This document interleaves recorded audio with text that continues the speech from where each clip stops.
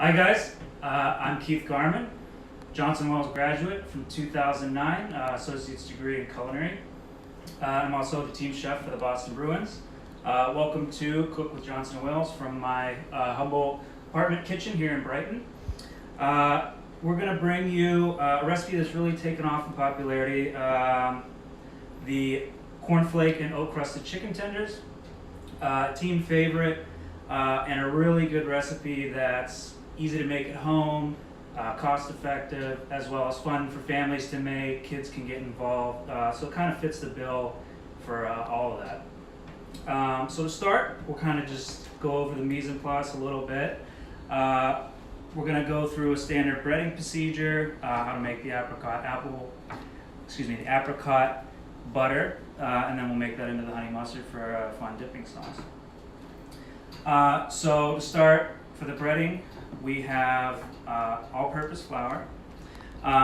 Typically when we make things for the team, we're looking at keeping everything gluten-free. While I know everybody at home doesn't have gluten-free flour, all-purpose flour, excellent substitute. But for those who are gluten-free, celiac, or for health benefit reasons, most certainly can use rice flour. They make great blends, cup for cup, things of that nature. Next, there's about a cup and a half of that. That'll take us through about 1.5 pounds of chicken. Second stage of the breading procedure, egg wash. Typically, for classic breaded chicken, fried chicken, egg wash consisting of some eggs. Some people like to pre-soak in buttermilk, put a little buttermilk in the mix, or milk. Again, in keeping it healthy, omitting any dairy from this, and just whisking together 2 to 3 eggs. Again, that'll take you through the 1.5 pounds that we're gonna make. And then the best part, the crunchy topping.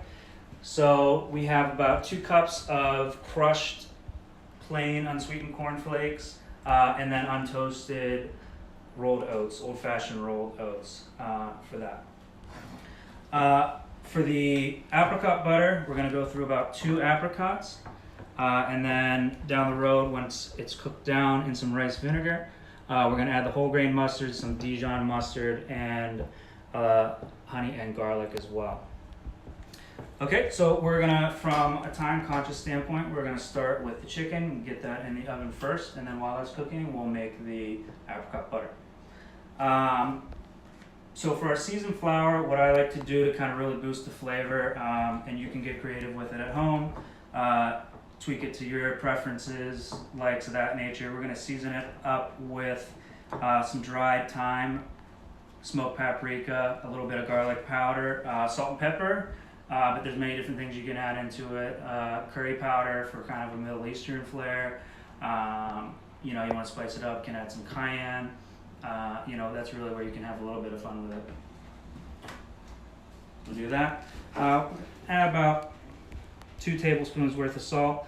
That might seem like a lot, but it's going to get evenly distributed in with the flour, and we aren't pre-seasoning the chicken ahead of time, so we want this to be kind of our bringing out all the flavors and all that. So we're going to dump in. We have about 2 teaspoons of each, the dried herbs, the paprika, and the garlic powder, so we're just going to add that right in. And just kind of mix it all around evenly.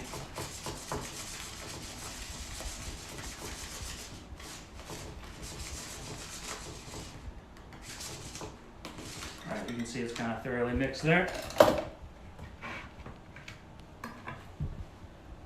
We're going to take our chicken. We got a really nice boneless, skinless chicken breast. That's usually ideal. Skin removed. You want the nice, clean, lean white meat for that. So we're going to take, this one has a tenderloin on it. Sometimes if you get it at the store, it might not come with the tenderloin. This one does. So we're going to kind of remove that from there. And then we're going to take, once in a while, depending on the butchery of it, there might be a little piece of cartilage here, but this one's pretty good. it'll be a little chewy, so you want to get rid of that. Then we're going to kind of cut it into thin strips. From here, depending on the size of your breast, you're looking at anywhere from 5 to 6, maybe even 7 if you have a large breast. But this is a pretty big breast here, so 5 is kind of your go-to for that. Okay, I'm going to put the chicken back in here. And then we're going to run through standard breading procedure. Now, this is something that they teach us in school for sure. They definitely did when I was there. And it's really a tool that you can use throughout your whole career in different applications, be it with classic French croquettes or various different applications.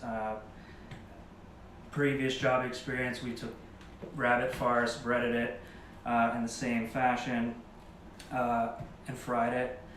So yeah, it's a great application to know, to add your technique, whether you're a home cook, just trying to refine your skills a little bit, or a professional just starting out. So the key here is you want to work with designated dry hand and a designated wet hand.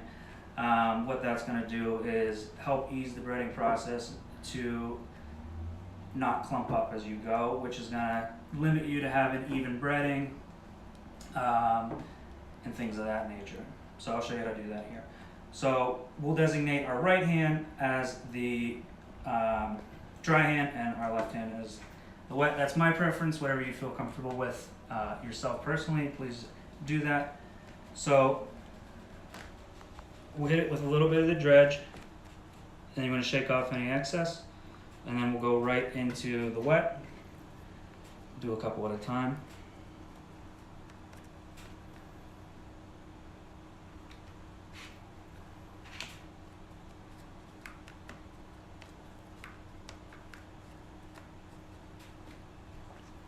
Okay, and then next, just give it a light coating of the egg wash. Let any excess run off.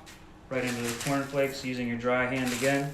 Just add the crust right on top, like that. Give it a little pound, it'll get on the bottom as well.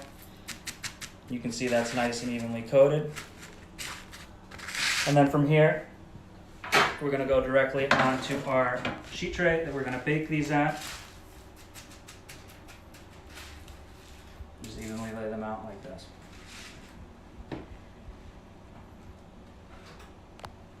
So we'll continue as we go.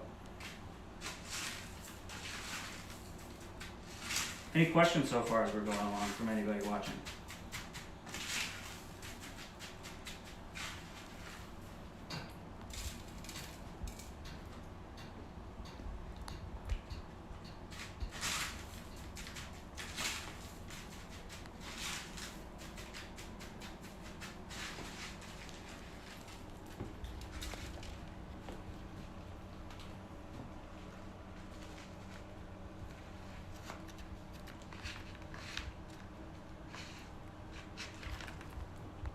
Chef David asks, what's your favorite memory of Johnson & Wales?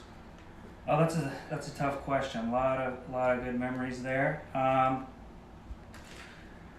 lot of my fond memories are the connection that you built with your professors. When you're caught up in the schoolwork, it's hard to remember that they're there for your benefit, they're there for your furthering of your career, and are very engaged with your student success as well as once you graduate and you're outside of school. So really making those connections and keeping them over time has really been probably at this stage been my most favorite experience to date, for sure. Not to mention as well as the connections you make from your fellow students and keeping in touch with them over the years, helping each other succeed, and just really building that network.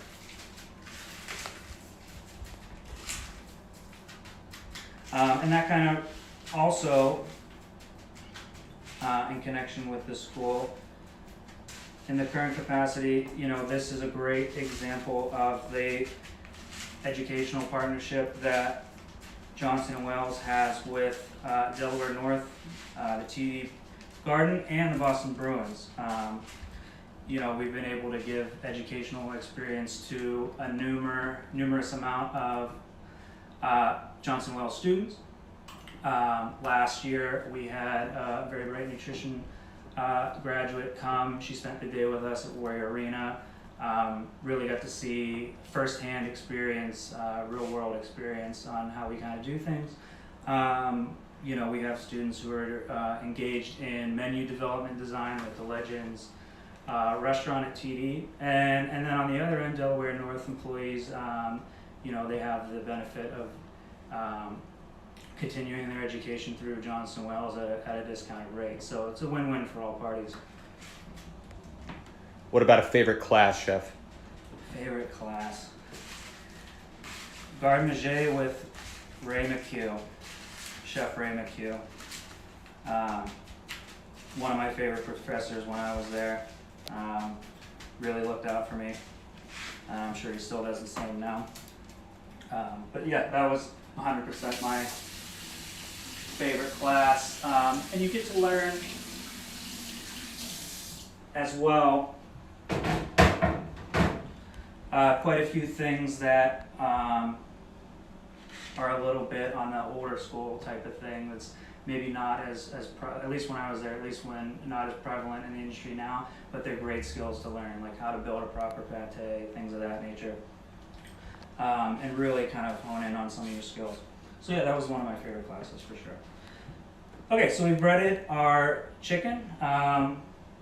Earlier we preset the oven to 350 degrees. So at this point we're going to take our tray, we're going to pop it in the oven, 350, and typically these guys are going to take about 25 to 30 minutes.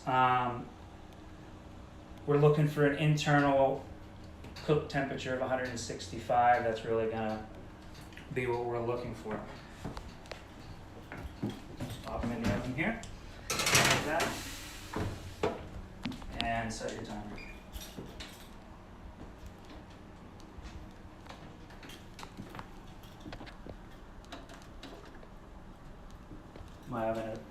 My oven timer is giving me a hard time. There we go. So we'll set it at 20, and then we'll check it from there. Chef, what could a student do to stand out while at Johnson & Wales? That's a good question.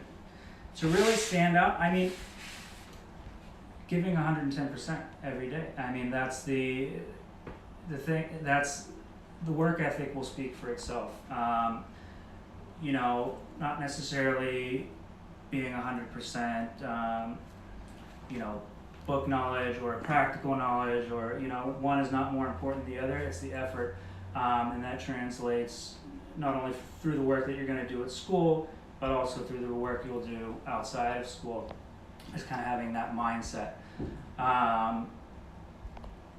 And also acknowledging that the learning doesn't just stop when you finish your time at Johnson & Wales. It's constantly always going on throughout your career, through the people you meet, the experiences you have. So being open to learning from various people that you come in contact with, your work experiences, and working hard. I think those are the two ways to stand out, and the work will speak for itself. So we're going to clear off our breading station. We're going to go into the apricots next. Chef, could you speak to an advantage of Johnson & Wales over other culinary programs like CIA or a community college? First and foremost, the culinary program is premier. And secondly, it's well-rounded, where you're getting your general education classes, your maths, your sciences, your Englishes, your general electives, and you're doing so in a university setting with top-of-the-line faculty. I mean, and with that combination, I think it's a no-brainer situation. So the combination of world-class practical experience, being a well-rounded individual and student, so you're not hyper-focused on one thing, because as you go along, you'll learn that these skills translate into your work life, where you're going to need more than just the practical experience. You're going to need people skills, you're going to need communication skills, financial skills, things of that nature. So you kind of get that whole package at Johnson & Wales. So for the apple butter, for this recipe, I think, which will take us through enough for the pound and a half we made, as well as maybe have a little leftover for the next day or whatever. 2 apricots will do the trick. So these have been pre-washed. Essentially, we're going to take these down like an avocado. They have a pit in the middle. Just going to kind of cut it in half and roll around the center of the pit. If you don't feel comfortable doing it in your hand like this, please do it on the cutting board. And no injuries on my. You can see the pit there. So we'll split it, turn it out like this. You can just wiggle the pit right out yourself. There might be a little stem, get rid of that too. Okay.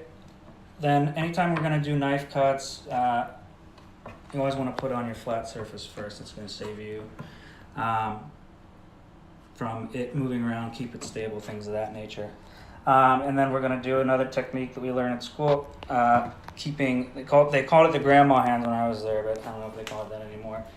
Curling your fingers in underneath that, and then you can use the blade as kind of a safeguard against your hand like this. Whereas if you were like this, you can see the risk. And we're just going to kind of cut it into about 1/2 inch, 1/4 inch slices. This is just going to give us some even cooking as we go.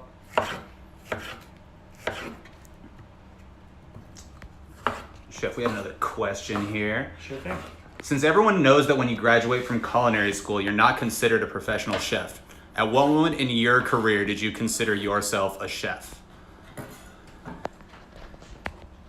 I think the answer to that really lies in kind of what we were talking about before, that while you might not have a job title of chef, the learning doesn't stop when you do get the title of chef in your career. I'm still constantly learning things from colleagues, fellow students that I graduated with who are doing various things in the industry, and my own learning as well.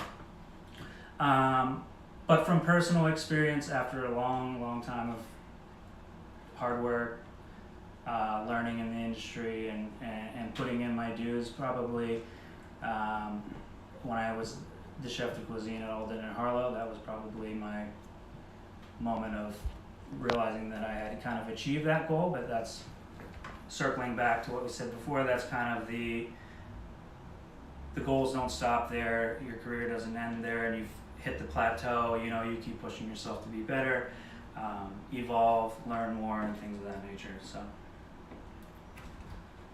all right. So moving on to this, we're gonna take our apricots. We're gonna go over to the stove here. We have a small sauce pot. I'm gonna put it on medium high heat. We're gonna give it a splash of olive oil. What that's gonna do is it's kind of just gonna keep things lubricated as we're cooking. There's gonna be a lot of natural sugars from the apricots. And then once we make it into the physical butter, it's gonna really help bring everything together and emulsify it nicely. So we're just gonna add our apricots into there like that. We're gonna let them sweat down for a few minutes from there. And then we're gonna add in our rice wine vinegar and honey. We'll measure that out now while that's going. I personally like rice wine vinegar. I think it pairs really well with the apricots. It's got a really great sweetness to it. Bright acidity, but it's not too pungent. It kind of mellows everything out really nicely. Chef, can you just let some late arrivals know what recipe we're making right now? Sure thing. So we're making the cornflake and oat crusted chicken tenders, and we're making an accompaniment of an apricot whole grain honey mustard. And we're at the chicken tenders have made it into the oven, and we are now making the apricot butter honey mustard. So we're going to do about 2 tablespoons of the rice wine vinegar.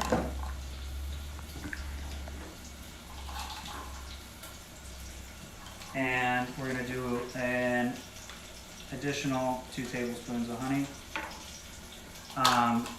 That's gonna help us out with thickening the sauce a bit to get it to the consistency we want. If you kind of want to keep a little bit of the sweetness down, you can add a little bit of pectin into that. That'll help thicken it up nicely as well. But I think honey is great.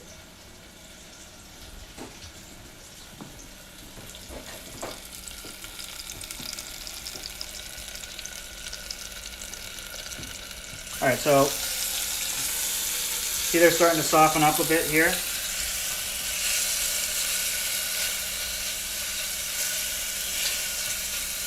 Getting a little translucent, letting out some of that natural moisture. That's what we're looking for. And then from here, I'm gonna turn my heat down just a little bit. We're gonna add the rice wine vinegar and the honey into the mix.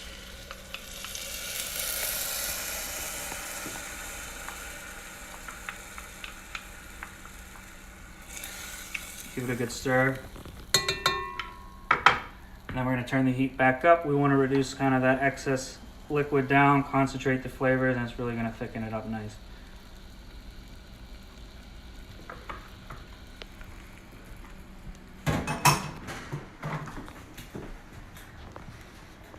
Chef, besides doing cooking demos for Johnson & Wales, what other hobbies or activities have you been doing during the quarantine?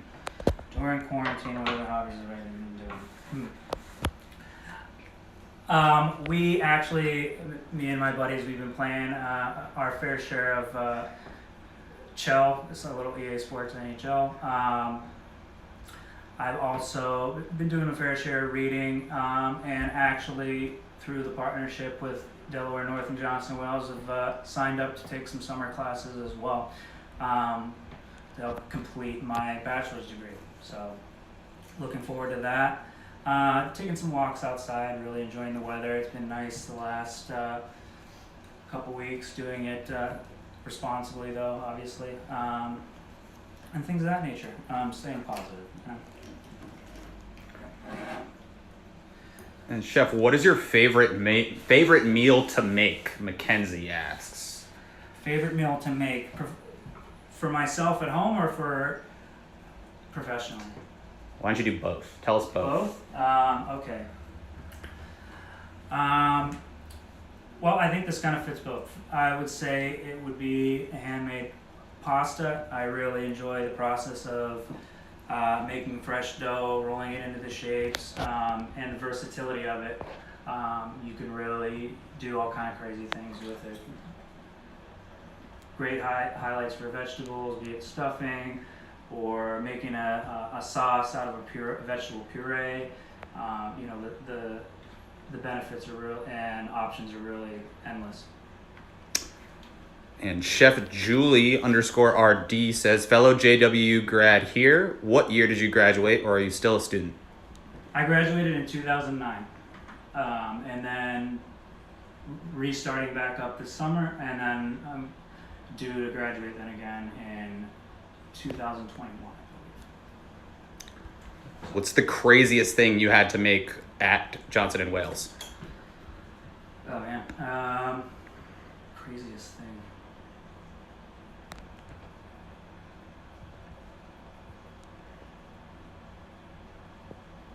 It's racking my memory back.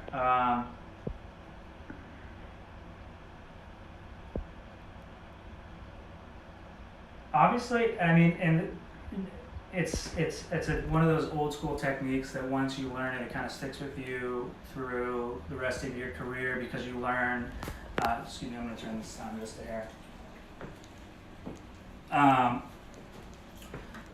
Finesse skills and being able to manage your heat, manage your cooking skills was making hollandaise by hand and making béarnaise by hand. I mean, it's a skill that seems pretty basic at you know, first glance, but it really takes a lot of skill to master it and do it well.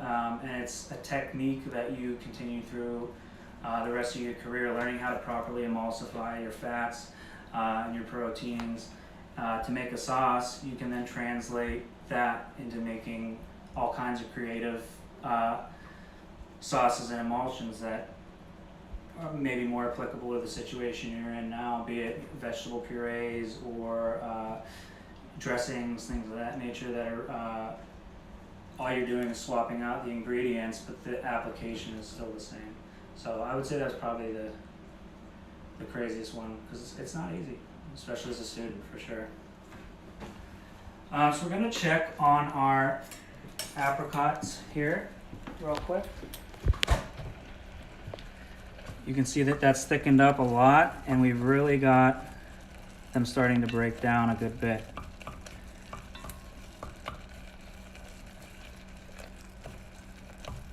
So we can put that on low heat at this point, and what that's going to do, we're going to keep it from scorching on the bottom, and we're just going to keep moving that around. Like so. Break up the pieces if we can. Keep mixing it around. Okay. So, next stage, while that's finishing up, we'll measure out our mustards here.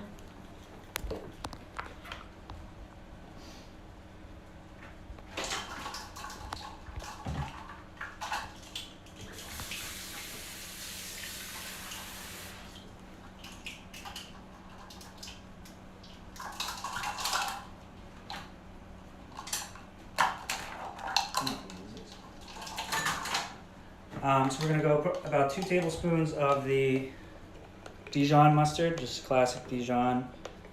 If you don't have Dijon, you can sub in classic yellow. I mean, use what you have.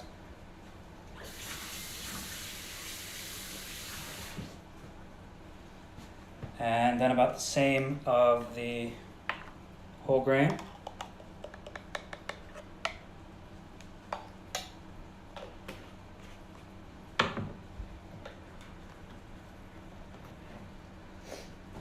And then we're going to come over here to our apricots, which are right about where we want them to be. Super soft. You can see that it's very tight. And we'll add in our mustard into there.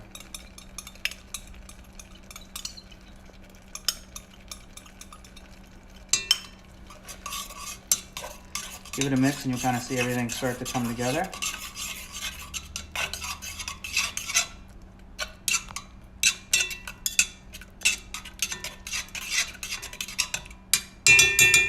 And we'll cut our finishing herbs for that while that's low heat, finishing up. I know on the recipe it says about chives, but I am going to use some fresh basil here. I like to grow a little bit in my house. It's good to have in the kitchen. You kind of can grow it all year round, and then just grab a little bit, throw it in your whatever you're making. But basil and apricots are kind of best friends, so I think this is going to really go nice with what we got going on. If you have chives, great, throw them in. Alliums are great in pretty much anything. Chef, did you have any culinary experience before you attended Johnson & Wales, and if so, did it give you an advantage? I did have experience before I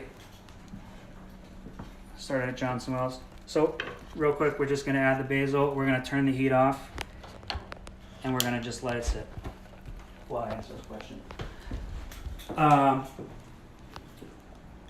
did. Actually, my first kitchen job, believe it or not, was a dishwasher at a nursing home.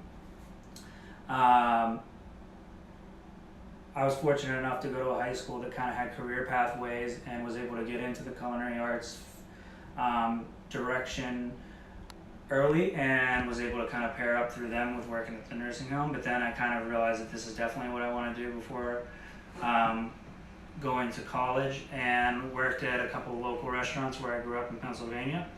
And I definitely think it gave me an advantage because you kind of know what to expect from that kind of a working environment. You learn really quick that cooking and hospitality is a lot of work, but the work is worth the reward. So I think those were kind of the bullet points for what I learned beforehand, but then you learn your basic mechanics of working in a professional kitchen, which are, very different than working at home. Being able to work as a team, learning to work with a sense of urgency, things that carry through your schoolwork as well as when you enter the workforce.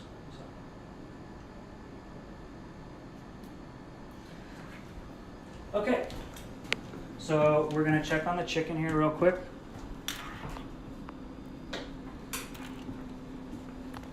We're right at 1 minute, perfect timing. So we're gonna take these guys out. I got a little thermometer.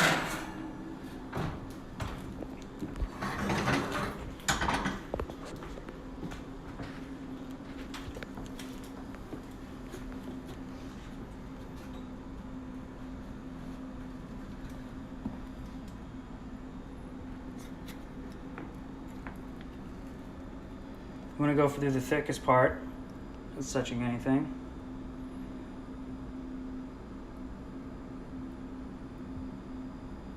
We're right at 167 and rising, so I think we're there.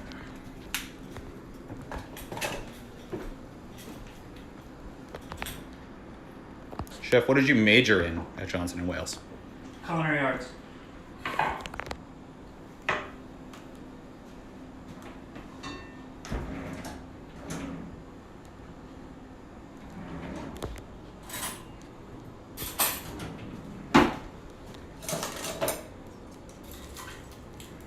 You can hear how crispy they've gotten since they've been in the oven.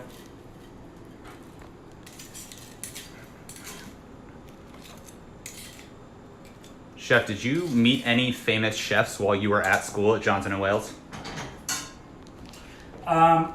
So the school does what's called a Distinguished Visiting Chef Series, which I believe it's called. And throughout your time there, they come in, I don't know if they do it once a year, bi-yearly, or through the semesters. I'm not sure how they're doing it currently, but they bring in usually leaders in the field in their specific niche, what it might be. And we've had, my time there, quite a few well-known chefs come through. I'm trying to remember his last name, Bo. His name was Bo, a Johnson & Wales graduate who was on Iron Chef. And a couple other well-known chefs as well. So you do have opportunity to connect with leaders in the field while at school for sure. So let's take a look, see what they look like. Well done, nicely cooked, super crispy. And then this is the sauce that we've made a little bit ahead of time and cooled it down. But you can see the texture, really nice, coats the chicken well. Looks great.